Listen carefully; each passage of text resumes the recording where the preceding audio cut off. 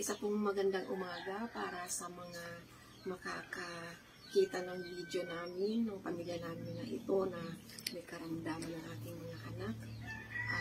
Ako po ay isang solo parent. Nakatira po ako dito sa Bulawin, Palawig, Zambales. Ako po ay dumudulog po sa inyo kung sino man po ang may magandang puso o kalooban na nais tumulong sa mga anak ko na 4.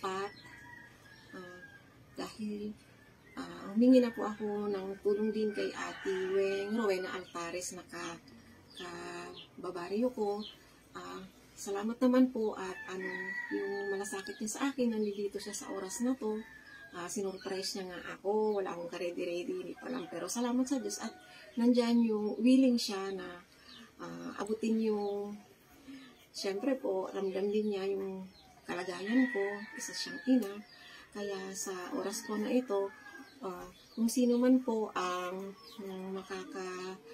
makakapanood nitong video namin na ito, na talaga po humihingi po ako ng tulong dahil kailangan ko na po ang tulong mula sa inyo.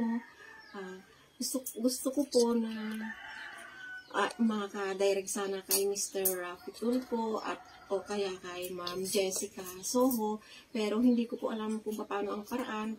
Pero po sa pamamagitan po ng video na ito na sinasagawa po ni Ate Weng, sana po makarating po ito sa inyo. At saka po, kung sino man po ang nagnanais na tumulong sa 4 kong mga anak na PWD, ay magpapasalamat po ako ng maraming kasi syempre po, salamat po sa mga magandang pusong nais tumulong sa amin. Ito po yung isa na hindi na siya makalakad. Ganyan lang po siya, hindi po siya nakakalakad. Ito po yung isa, kung hindi siya maggagabay, kung wala siyang hahawakan, hindi din siya po makatayo. 19 years old? 20 years old lang siya. Hindi na siya nakakalakad, hindi na rin po siya nag-aaral. Ganyan lang po siya. Mas malala po itong isa. Yan ang pinakauna, pinakapanganay. Na siya ang kauna-unahang nagkasakit po.